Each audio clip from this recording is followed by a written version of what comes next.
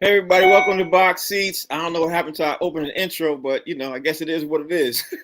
uh Buttons are sticking, and I know my man called me Sticky Buttons, but I'm gonna mess with that later. Anyway, Frank Holder is here with you. The name of the show is called Box Seats. We getting ready to bring in some of the comedians for the show that we called. Listen, the show is about sports with comedians. First up is my man Talent. What's up, T? Sticky Buttons, what's up, baby? My man, Sticky Buttons. I brought that on myself. You sound like a dude that run numbers. Sticky Buttons. My man Fig is in the building too. What's up, Fig? How you doing, sir? Hey man, listen. What's going on my buttons? Okay. There you go. Yeah. Frank got sticky buttons and a lifetime supply of jerky buttons. No, you sound like a character on Godfather in Harlem.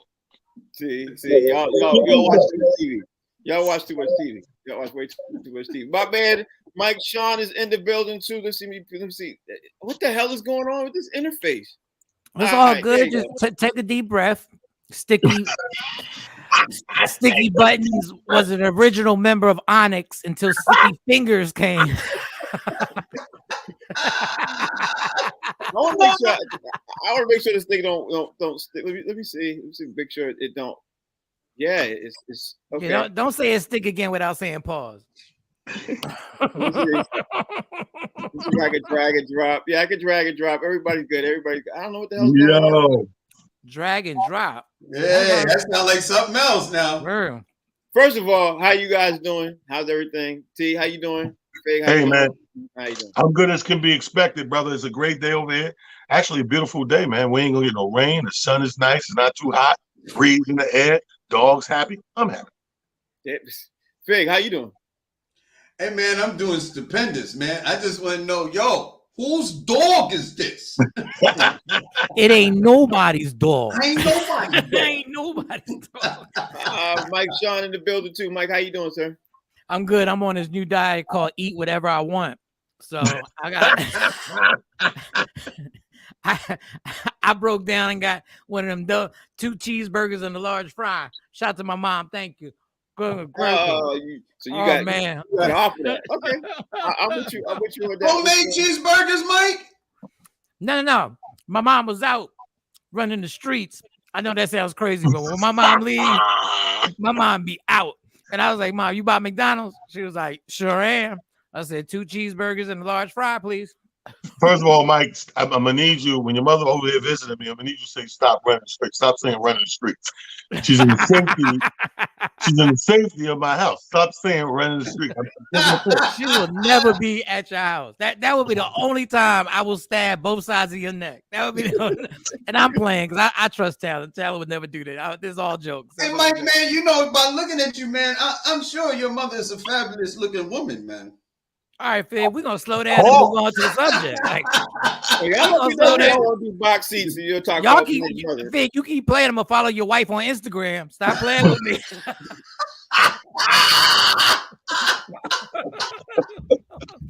Sorry about that, Frank. Sorry, Frank. Let's get to it. Sorry, Frank. All right. So the first story I want to bring up, man, is I don't know if you guys heard about this story, man. Is BYU says it failed to find that's Brigham Young University, for those of you out there who don't know what BYU stands for.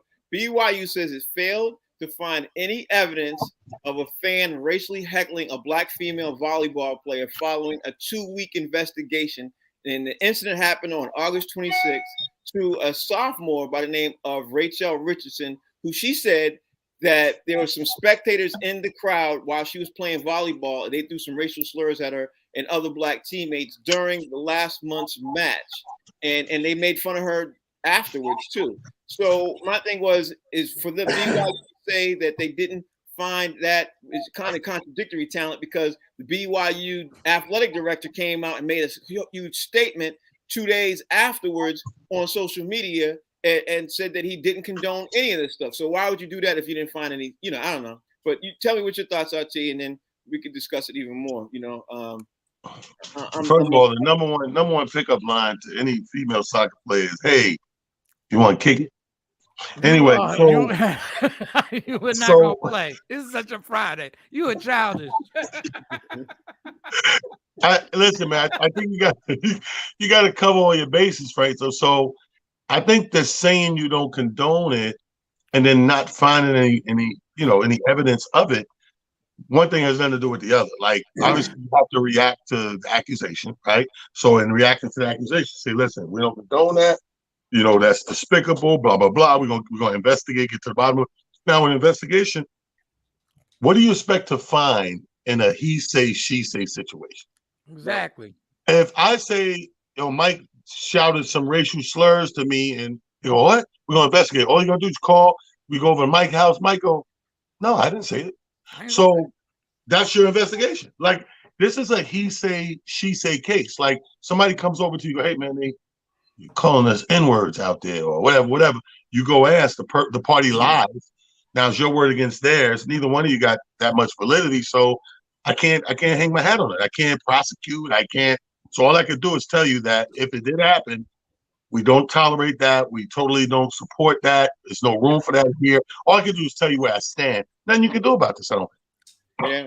And Fig, the thing is that I think the school's supposed to be of Mormons, right? I think BYU is a Mormon school, a heavy devout Christian school, a heavy devout Mormon school, most likely. And they say it never happened when you have 50 people on one side saying it did happen. So I don't think they would make that up just to be making it up. But I don't know.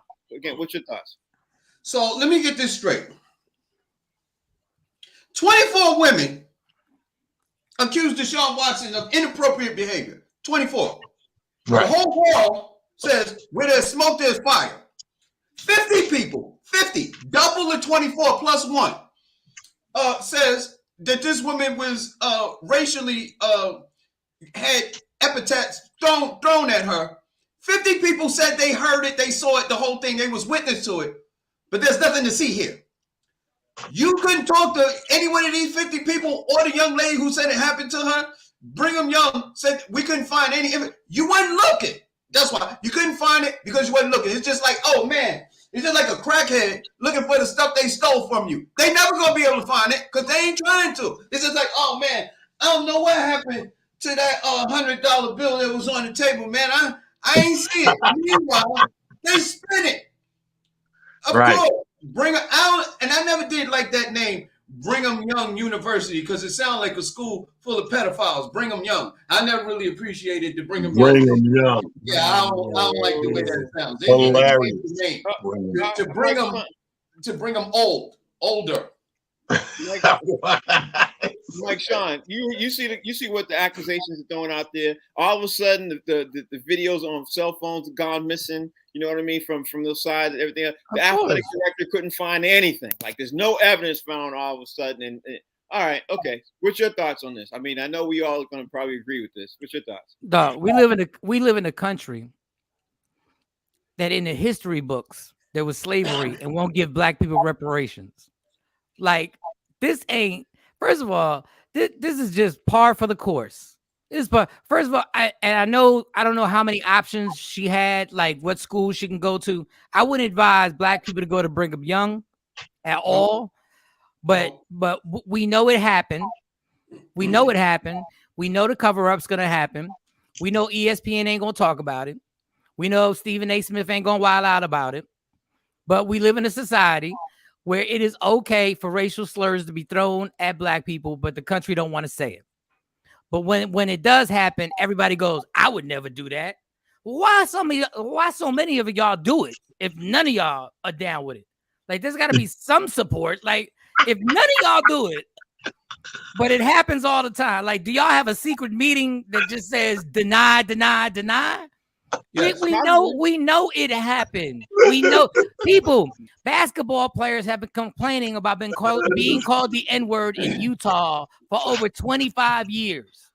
And baseball players have been called the N-word in Boston Red Sox games for over 50 years. Yeah. And there's never been one reprimand. There's never been one consequence. There's never been nothing. So yeah, it did happen. We know it happened. Girl, transfer. This sounds like another case of the guy that goes to the guy that set the orgy, but he didn't do nothing. He ain't do nothing. He had nothing to do with it. Why were you at the orgy? They had pretzels and chips. And... They had I had one beer. Yo, talent. They had a stellar snack bar. All right, so we know the NFL season kicked off last night, but before we talk about that game, that was a phenomenal game. I love the game and all aspects of the game. Before we talk about that, man, the breaking news just broke about an hour ago that Lamar Jackson and his team was not able to come up with the deal. So they decided, you know what, we're going to play out the whole season.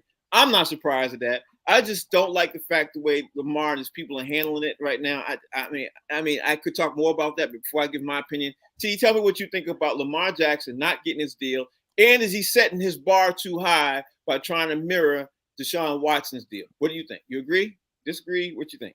I don't think. I think if he was trying to mirror that, he would have got it done sooner. He would have got a massage. I don't. Again, he only ate the pretzels and the chip. Yeah, one beer. I don't think he's trying to mirror it. I think this is the ultimate business fumble. That's all it is.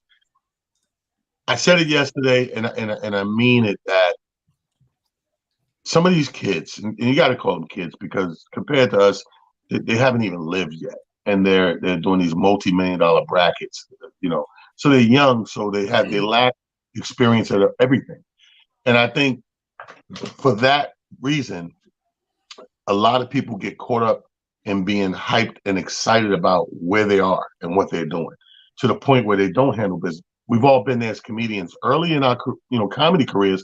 We've all found ourselves somewhere just happy to be there. Yeah. And at the end of the day, if you was to open the books up, you'd be like, damn, you let them give you $40, but you don't care because you get to put on your resume that you was with D.L. Hewley, you was with Robin Harris, you was with, whoever was the top thing at that time, Chris Rock. You're there. So you're so happy that you're there. That part, it's a blur. And it's like, man, I'll handle that when I handle it. I'm a rock. I want to rock in front of Chris Rock. I want to rock in front of Kevin Hart. So you're so hyped and happy to be there. That's what I see in this guy.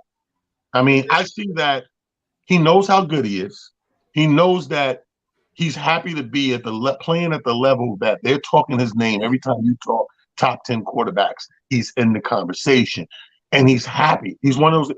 You can't tell me these kids that's 20-some years old in sports are not watching their own press clippings every day.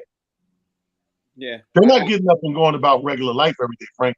They're tuning in to see what Shannon Sharp says, what Skip says. They're looking at ESPN. They're taking all of that stuff, and they're happy to be. This guy is happy to be a top 10 quarterback. In his mind, I'll get it done when I get it done. They need me here. They want me here. They're going to take care of me. But his happiness is overtopping his business sense. And you got to expect that from a young cat. All right. Before we move on, let me just say this. I want to say thank you to all the people who supporting us and watching the show continuously. Thanks to the people like Renee and Trina and Alfreda and I can't see if my man Amir is on the side because some of these things are blanked out for me. I can't see them all, but I just thank you all for continuing to watching and continuing to support Box Seats. We definitely play. I don't even know if that's Daniel Fig. I can't tell if that's your son watching also, but because I can't see them all. But thank you all for watching and supporting. Continuing on, Fig, I gotta ask you, bro. Do you look at it like the way Talent's looking at this Lamar Jackson situation? Do you think that he's handling it wrong? Because there are a lot of people saying that he's handling it wrong because he's leaving a lot of money potentially on the table, and he's putting a lot of money at risk by saying, you know what, I'm gonna play this year. Because he'll get his $35 million or $30 million this year because he'll probably be franchised. You know what I mean? You probably get that. But what's your take on this? What you think? I'm looking at something else, like a little, like maybe at a broader scope. Now that Talent said what he said. I think the fact that some of these players decided to use other people for their agents is getting a little pushback. Like they didn't like when LeBron got Rich Paul, and made his own Clutch Sports type thing up. The first thing was like, well, he's not qualified to be an agent. And then you have other players who either represent themselves or have their brother or their mom or somebody else, a family member, represent themselves. What it's actually doing is locking out, if I'm gonna have to say this way, it's locking out white agents that are making money. And I think there's a whole system pushed back against that because they're actually losing money. And I think that might be the reason why they could be holding up Desean Watson's deal. It's not that the kid don't deserve it. He's a one-man video game. He is Madden NFL. You pick Desean Watson, your number's going through the roof. He's got to have the top rating on Madden because the kid is a video game. You can't tell me he's not talented. You can't tell me he hasn't made progress. You can't tell me he didn't throw the ball. He damn near made the playoffs last year by himself with I'd say 50% of his team and playmakers were injured. So I think this is a concerted effort to make his deal difficult because he's doing it on his own.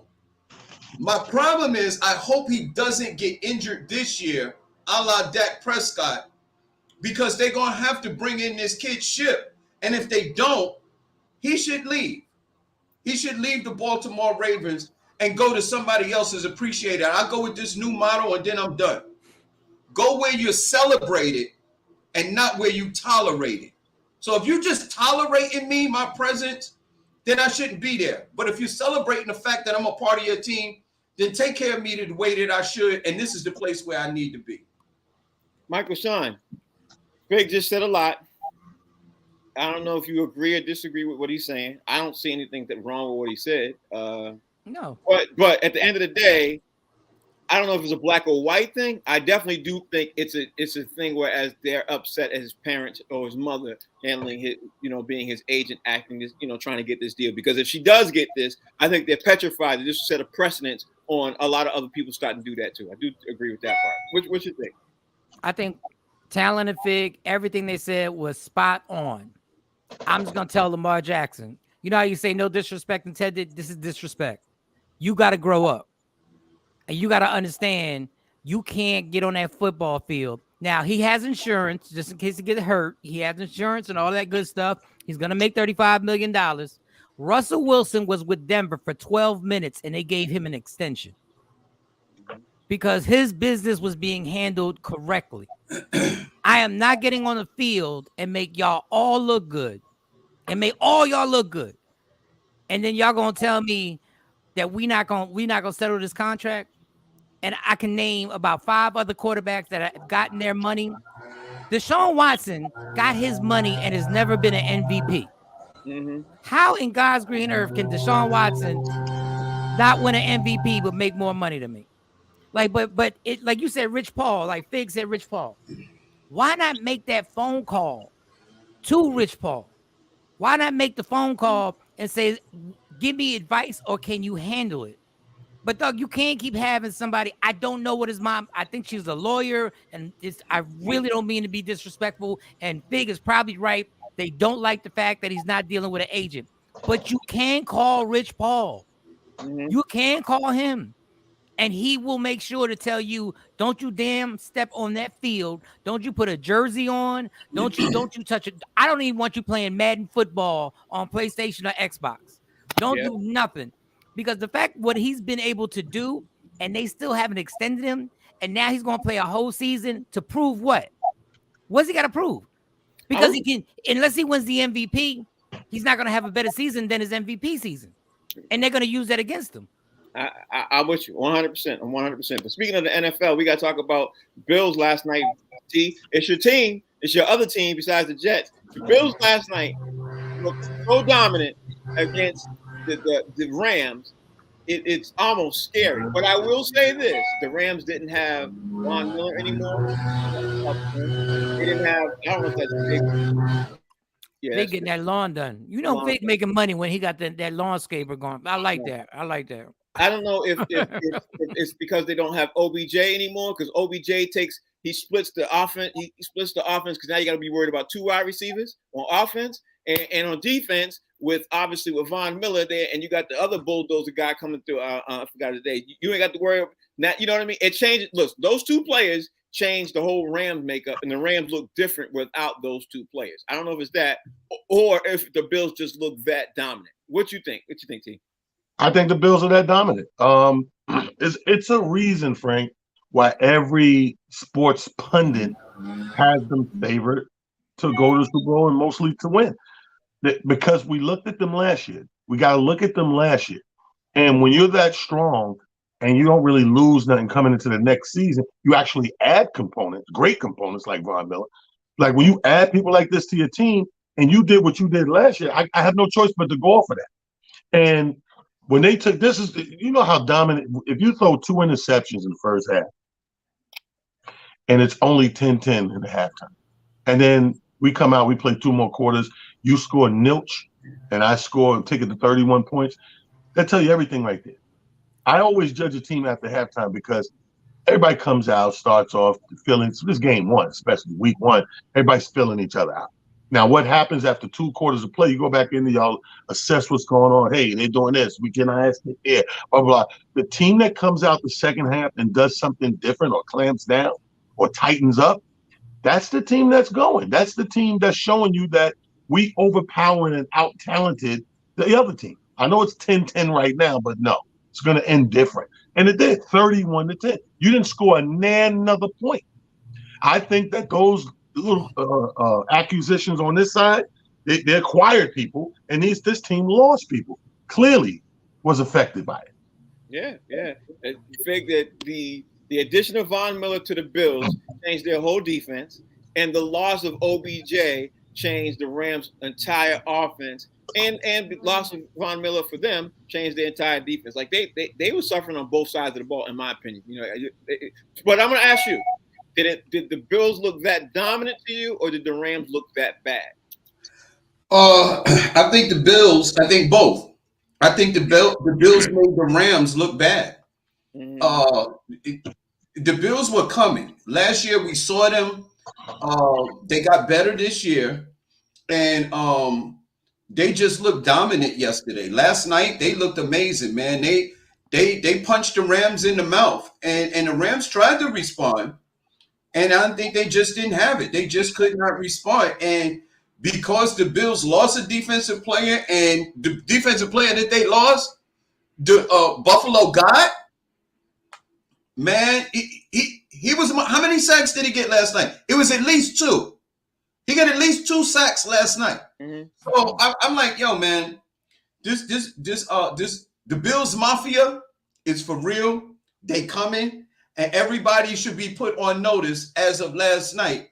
If the Bills is coming to your town, you in trouble, because they went to the Rams home field and punched them in the mouth. It wasn't like the Bills were coming at home. So yeah, they look dominant.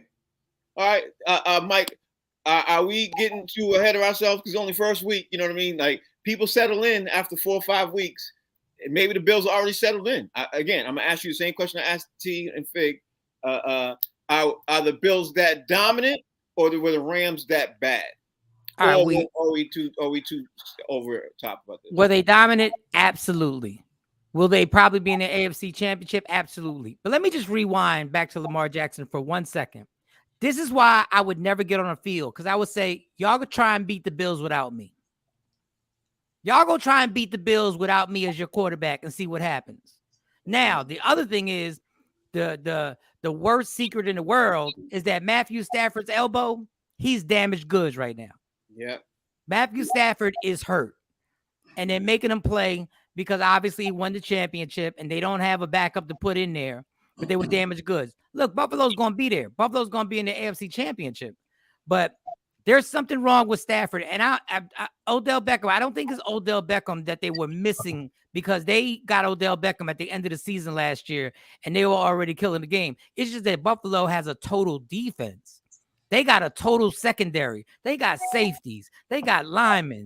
And then they got Josh Allen, who is stiff-arming people and throwing people down. Von Miller is the difference, because he was able to separate and create havoc on the line, which gave those. But it's never just one person in football. It's never just one. The reason why they can only chip him is because the defensive line is so tough that they can't continually.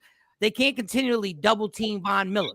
But There's other people on that line. But what it is one person can be the catalyst for a lot of other things to happen. And I think Von Miller, but remember, Buffalo was dope last year without Von Miller. Yeah, it was. So that defense was already tough. Now the icing on the cake is Von Miller. Let me throw this out. Let me throw this out there. I'm sorry. Let me throw this out to anyone. Anybody could ask in any order. I want to know if any of you all noticed this last night, because I noticed this last night while I was watching the game. When Josh Allen did the stiff arm, right? Everybody was enamored with how Josh Allen would be able to do the stiff arm as running quarterback and everything else.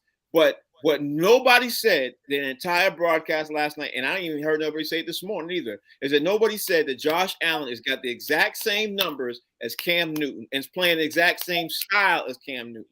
Literally, it's almost mirrors each other. Now, I will say this. I will say that it's scary because he can't continue to do that at that pace.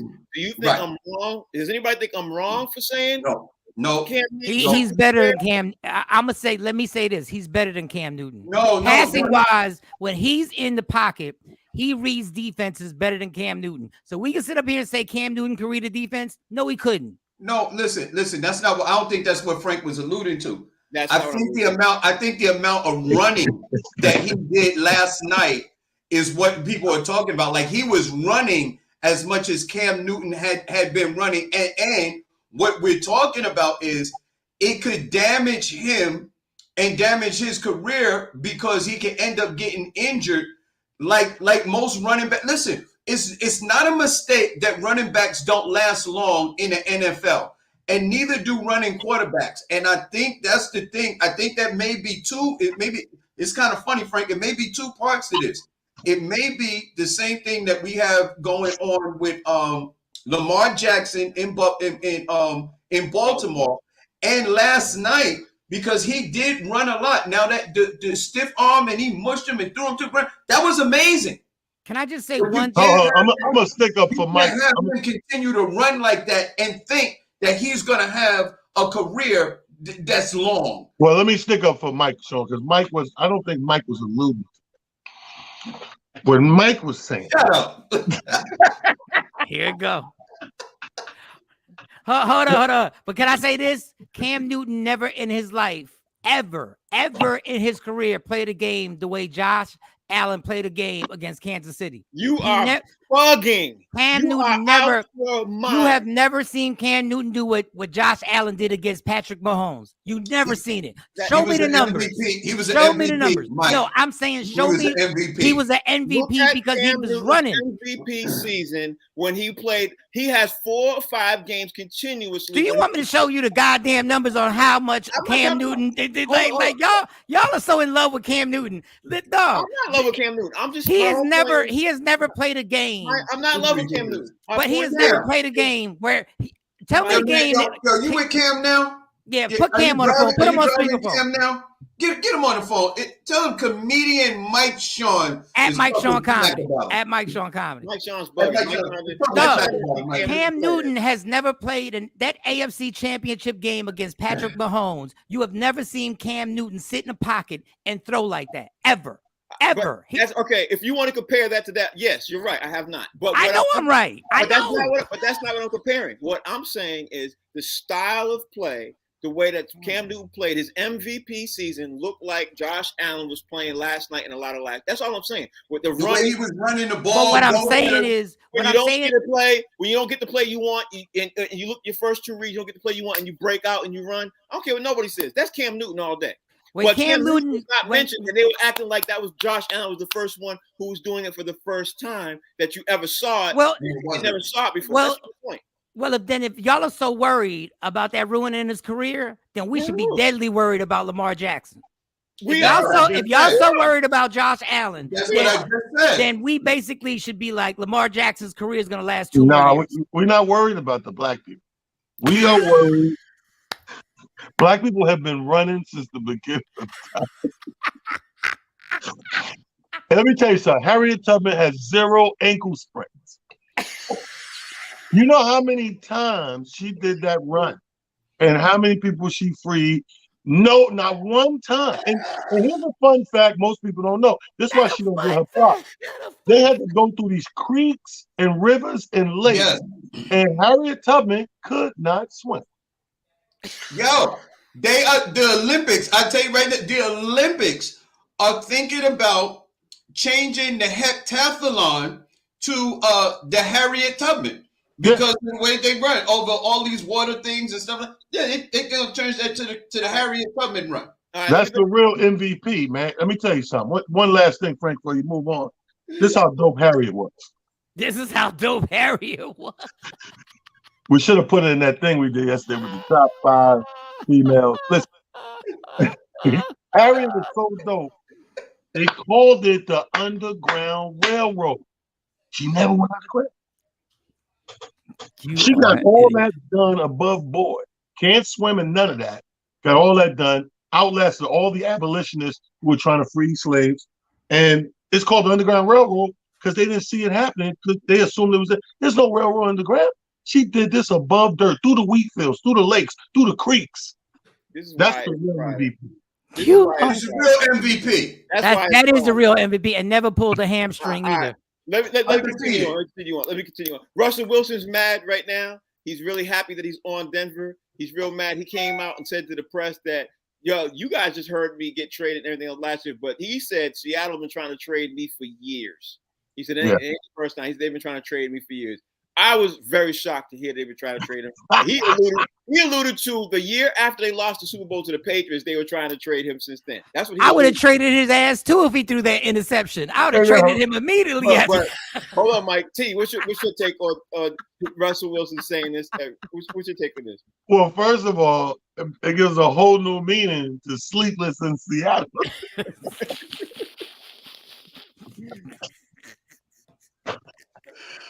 Oh, I can't stand you. If your name is on the trading block every year, you can't sleep.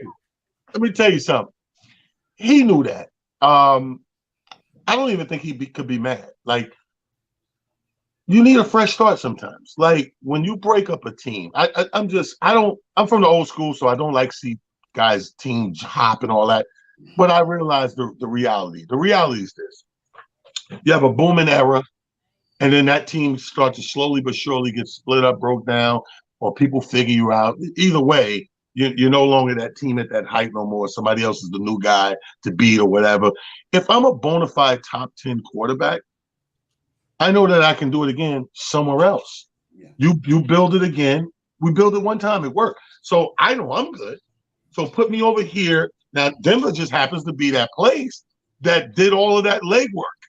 Think about this. You go 3-4 seasons prior to him getting there, Denver's doing legwork. They're plugging holes. They're getting quarterbacks and kickers and you know what I mean? They're getting linemen and running back. So now everybody said the same thing right before that trade. Everybody's like, yo, Denver look all right, B. If Denver got a quarterback and you end up being the guy to go there, it's yours to lose now. He has no right to be upset. I would have said that and joking and in jest. And I mean, they fancy out been trying to get rid of me. I was in trade block every year, like a joke, because I'm happy again. Right. I have no reason to have animosity towards nobody, especially with that pretty ass extension. Interesting. All right. Question for you, Fig, is that no, it's not the same question. Can you relax? I got you. The Dallas Cowboys came out and said an official statement this morning that Dak Prescott, even though he tweaked his ankle, he's A-okay to go this week against Tampa Bay. So people are saying that, oh, okay. But there is some people, pundits coming out of Dallas saying he ain't gonna be as good as he's saying he is because it's the same ankle he's injured. He injured, was it last year? So people are up in arms about Dak Prescott right now because they're getting ready to face a big game. I think it's Tampa Bay Monday night. What's your take on this Dak Prescott situation? It ain't good when your quarterback is injured before the first game of the season. You see what happened to old boy last night, right? The Rams quarterback, Matthew Stafford. Yeah, Matt Stafford, because he had the elbow thing.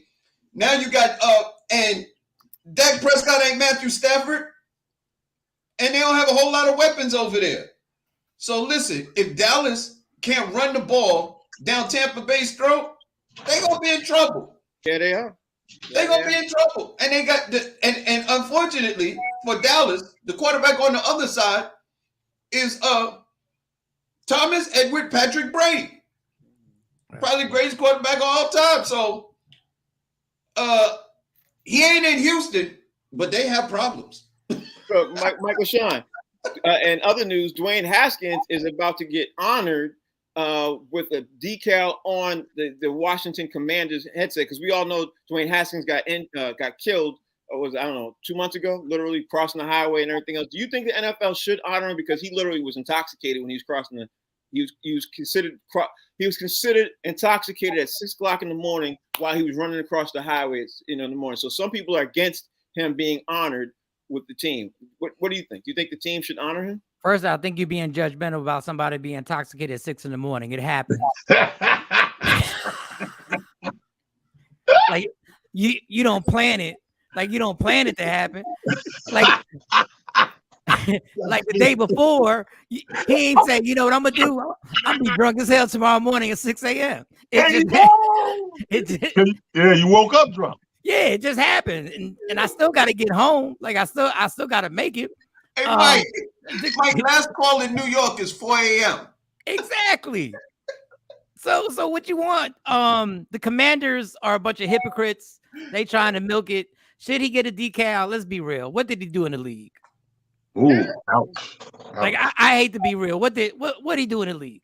You traded him. You let him go, and now you want to honor him? How about if you wanted to honor him, you would have kept him on your squad? How about you would have done that? And I want to tell you, I'm a DJ, and my DJ name is DJ Petty. Cam Newton's total touchdown passes in his career is 194. Josh Allen right now has 103. That's why Josh Allen is better than Cam Newton, because if he doesn't have to run, he can pick you apart. So I'm DJ Petty. First single, I'm still going to bring stuff back. Okay, that's it. That's all right. My DJ name is Cole Petty. When I get a chance, I'm going to co-sign. I'm going to Cole Petty this. I'm going to be back. All right? But I can't do that while you doing other research while I'm still doing the show. I like that. T, who is your greatest NFL Super Bowl team of all time? Like out of all the Super Bowls that you've seen, all of them, who's your greatest team that you saw play and you was like, yo, I think this is the greatest team of all time? Who do you think that would be for you? I would have to give that to obviously Montana Rice when they had everybody. When they had everybody, man, Clark, I mean everybody, all cylinders, the Ronnie, like that was the most amazing team, because like we always talk about, we always applaud when teams are equipped for both sides of the ball. Like San Fran, bro. Yo, dude, people were scared to throw that rock out there across that middle with Ronnie Lott back there, just like Halloween, like with a mask hiding behind a curtain. Like he was lighting them up on the D. They had the cornerbacks. I mean, and then you go on offense, the king of the 2-minute warning. I almost wanted every game to come down to the last 2-3 minutes, just so you could see Montana and Rice do the damn thing. Yeah. Montana Rice had Roger a great Craig. When they had that team, that's the greatest team complete. Yeah. And I mean, it was just a beautiful thing watching the Super Bowl when they was on there. Fig, who is your greatest Super Bowl team that you've ever seen play the game of football and won the game? Who's your greatest Super Bowl pick? Oh man, it's kind of crazy, man. That was the one, and I thought the talent had picked somebody else. So because if that's your team, you stick with your team. I mean, you don't have to change it because talent changed it. But if that's your team, yeah, man, it was. The truth is, it was 1989. You know what I mean? It's the year that talent's talking about. 1989. Jerry Rice had been. I think he was drafted in 85. And Jerry Rice had been there for a while. They had won in 85. And then in 89, it was like a juggernaut. I think they went like 14-2. Mm-hmm. That was an amazing team, man. I mean, they didn't go undefeated, but they went 14-2. And didn't the Giants beat them that year? No. No, not I 89. don't know.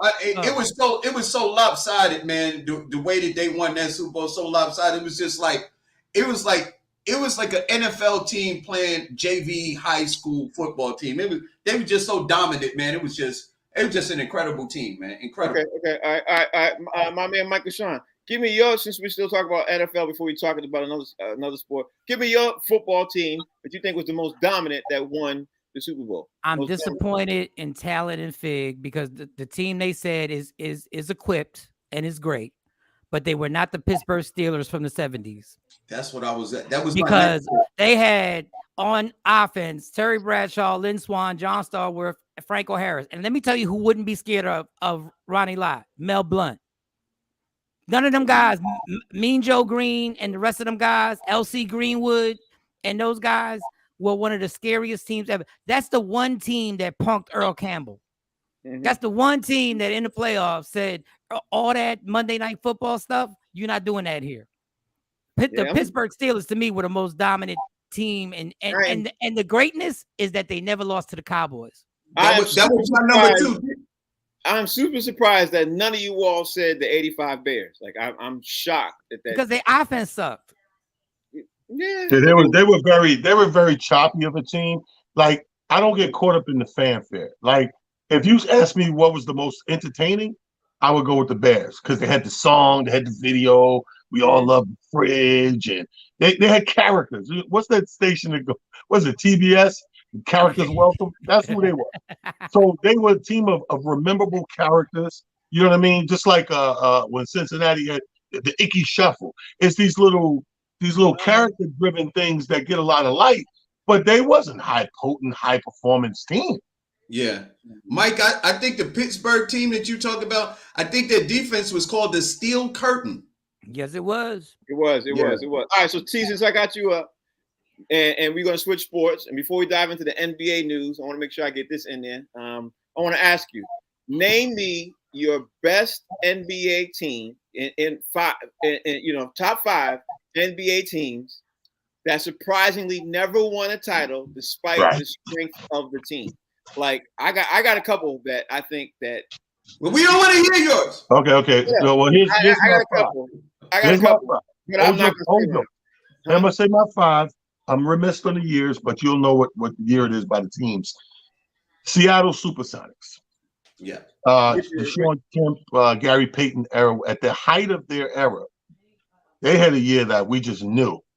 Matter of fact, it was 2 seasons that we just knew we were going to be watching them in the finals or probably possibly winning it. Never happened. That's one. Never happened. Sacramento Kings. Yep. When they had Stojakovic, Weber, Bibby, Christie, that team was bonkers. Yeah. That the year that they got robbed? That team was crazy. Should have won a chip. Didn't happen.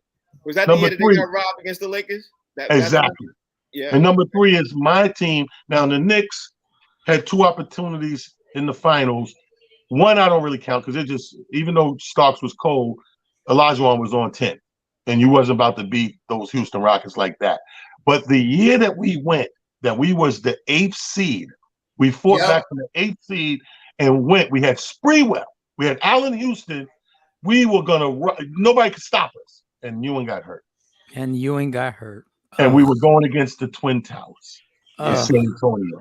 So there was no way to win that one. God bless Sprewell and Allen. They put it all out there, 30 apiece, 35. And Larry Johnson, LJ. Don't forget LJ was out there working. He was fat, but we needed Ewing. Because LJ, to LJ's credit, he can guard a center. But what about the other center? You got Twin Towers. And without Ewing, we just couldn't do it. Portland Trailblazers with Sabonis, Jerome Kersey, Porter, Dog, the mighty Buck Williams. Drexler.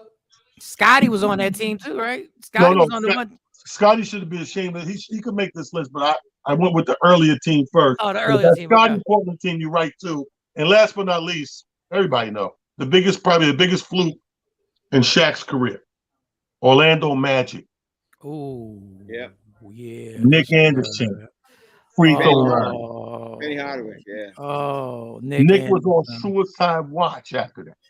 Yeah. All right, good five. Good five. Good Oh, five. wow. Actually, you got almost. I think you got 5 of my 5. But go ahead. What's your 5? All right. Because Talent was so gracious in putting his 5 on, so I can pick another 5. I got the Phoenix Suns. 1993, Kevin Johnson, Charles Barkley. Oh, yeah. Oh my God. Thundering Dan Marley. They was ready. Okay. And then they met the Chicago Bulls. And Barkley said, that's the first time in my life where I played against somebody and said, that guy's better than me. 1993. The Brooklyn Nets, 2021. Kevin Durant, Kyrie Irving, James, they had everybody. 2021, 2020, 2019. No, I'm playing. No. They had everybody. They were loaded. And everybody said, you know what? Kyrie Irving, Kevin Durant, they just had the team, man. And like on paper, that was a championship. Nothing. 2018, the Golden State Warriors, Steph Curry, Klay Thompson, going for the three-peat with Kevin Durant. They had everybody. Nothing. They weren't able to get it done. Last but not least, I got this team twice. I got the Utah Jazz. Yeah, I got Utah. John Stockton, Karl Malone. I mean, they ran through the West. Yeah. And they met Michael Jordan and the Chicago Bulls in 98 and 99. They had Jeff Hornacek. They had shooters. They had in the paint. They played defense. The pick and roll was unstoppable, and they just couldn't get it done against. They got robbed. They just couldn't get it done against Chicago. Yeah, somebody needs to check and see if that referee was refereeing that series too. You know what I mean? They got robbed. They got robbed straight up. Yeah, they got to take it. All right, what's your 5? Since I saw that y'all put, so I went way old school. So just deal with me. I went way old school. There was a Milwaukee Bucks team that had Maurice Johnson, Sidney Moncrief, and Bob Lanier. Yeah. And they had to play. They had to have to beat the Sixers. They had to beat Boston, and it was damn near impossible to go through all those series and win a championship. But that team could have won a championship if the East wasn't so stacked where you had to win a 7-game series against Hall of Famers. Like you had to win against all the Hall of Famers. Another team, and this one I've reached out because I remember this series. Dominique had an Atlanta Hawks team that was beating the Boston Celtics and had them ready to beat them. And somehow Larry Bird pulled out a game in Atlanta that they could have certified and won that championship. Yeah, and Dominique Wilkins is never going to get, even Doc Rivers. I can't stand Doc Rivers as a coach, but as a point guard, that's somebody who's your floor general. And with Dominique, and I think it was Kevin Willis. Yep. And I'm missing the center. That's the only team I've heard. I think you had Thorpe. Was Thorpe still in? I don't know. Yeah, but they had to get through Cleveland. They had to get through the Celtics. They had to get through too many. And you mentioned Cleveland. Yeah. Brad Daugherty and Mark Price could have won a championship, but once again, effing Michael Jordan decided he would ruin their lives and they'd never get to an NBA Finals. Like they could have won. For me, the one that should have been there, that everybody's named, the Utah Jazz probably would have won multiple championships. Yeah. If it wasn't for the Bulls. Because the Utah Jazz were handling Kobe and Shaq. Yeah. They were handling the West. They were literally, they were handling Seattle. But once again, y'all know I'm a LeBron fan. But when Mike is in the finals, it's a wrap. So those would be my team. And my Knicks, I want to say my Knicks. I never thought my Knicks were good enough. The one team I will say that I thought was really going to win a championship is when we got into that stupid fight with Miami.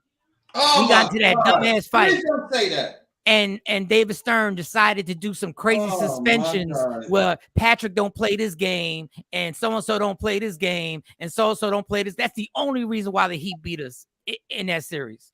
So that's my squads. All right, let's get back to the news. Giannis got hurt, T. He tweaked the ankle and everything else. But Giannis ended up. He played for Greece. They won 90-69 over Estonia at the Eurobasket tournament. So they won a gold. Yeah. I want to ask you this, man. Do you think Giannis should have played? Do you think Giannis should have stayed there? Because again, it's the fifth NBA player who got hurt overseas playing for the World Cup and everything else. What's your thoughts on?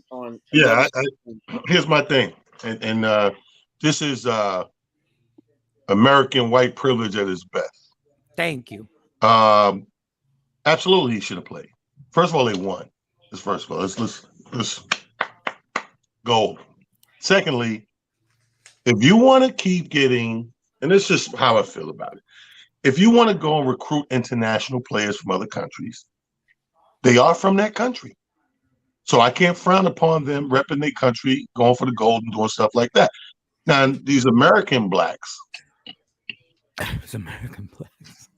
that's coming right out of these little homegrown colleges, they shouldn't be able to play because this is your country. So unless your country calls on you to play in America, then we should be safe. You sit your ass home and stay safe.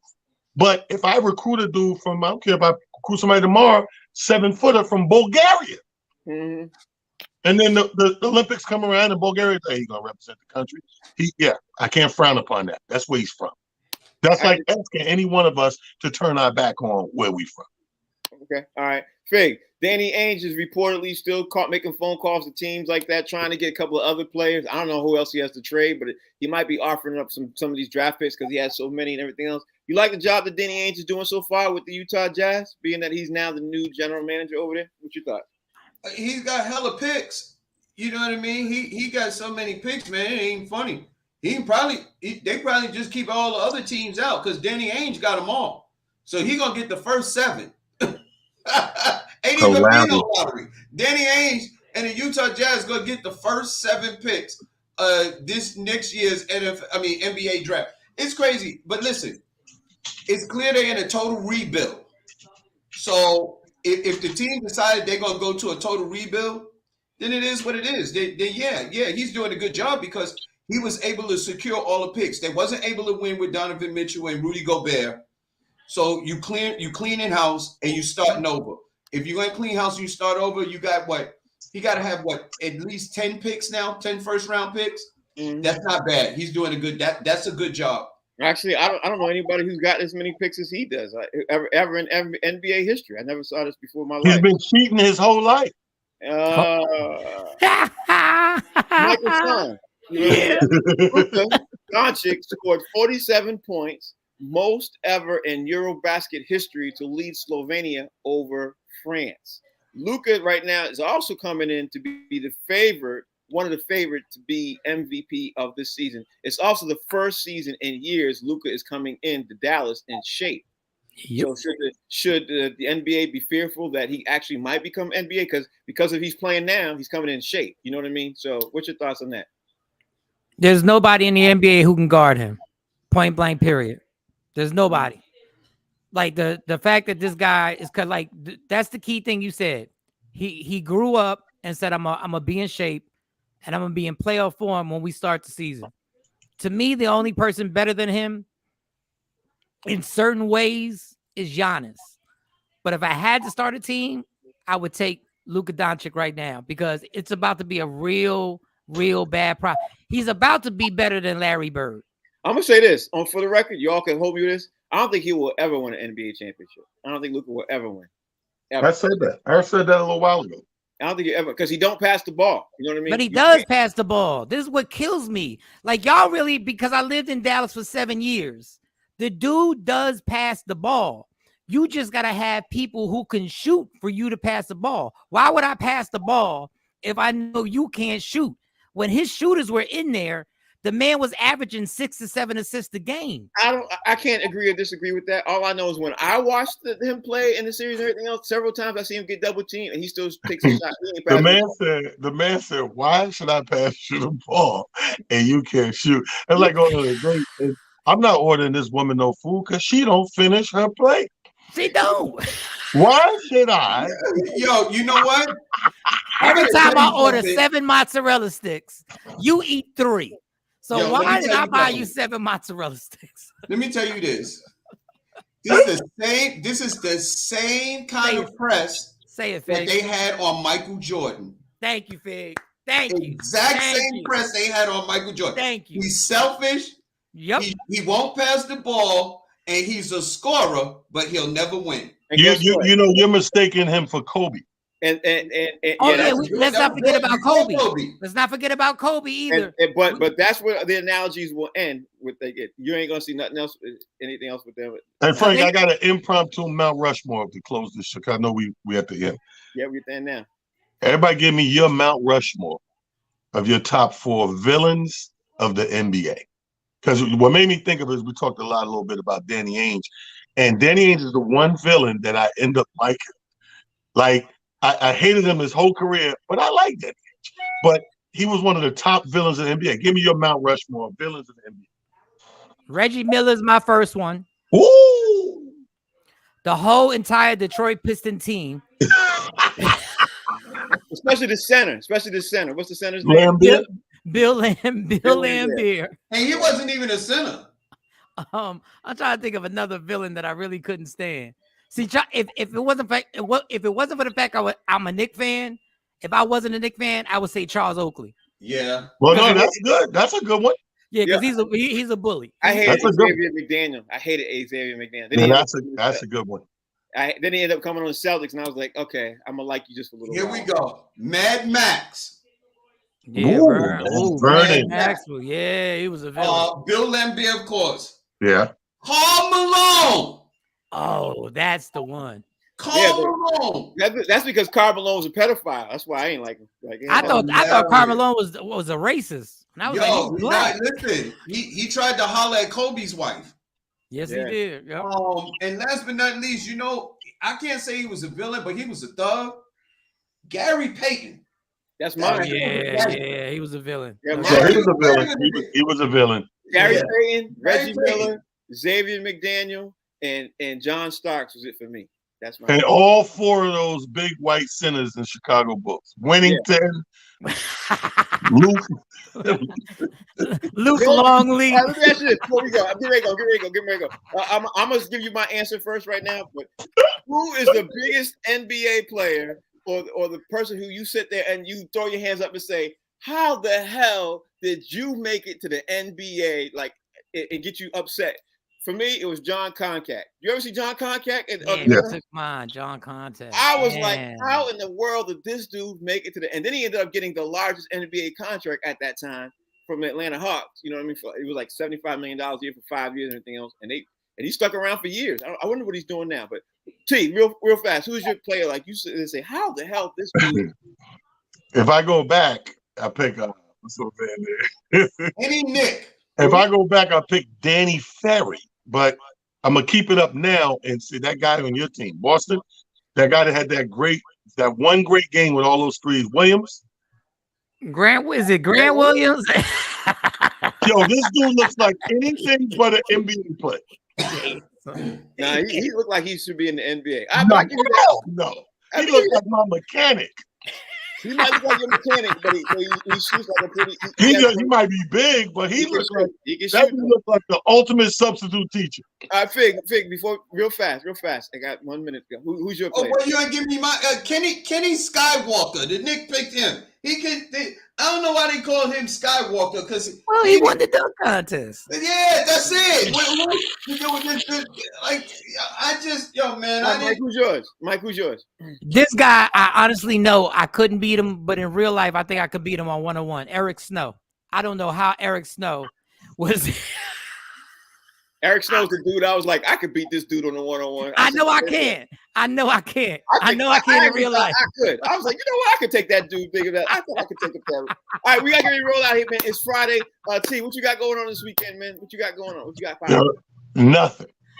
Yeah, well, enjoy your weekend. I'm cleaning my house. I'm having a good time. Oh, I'm gonna have an edible tonight. Okay. Then I'm gonna call you before you get the edible. Fig, anything going on? Yo, man, I'm in Brooklyn, man. I'm at this church in Brooklyn, man. We going to tear it down, and we gonna keep it clean. Mike Sean, Saturday. I ain't doing nothing but finding Eric Snow, and me and Eric Snow. All right, y'all.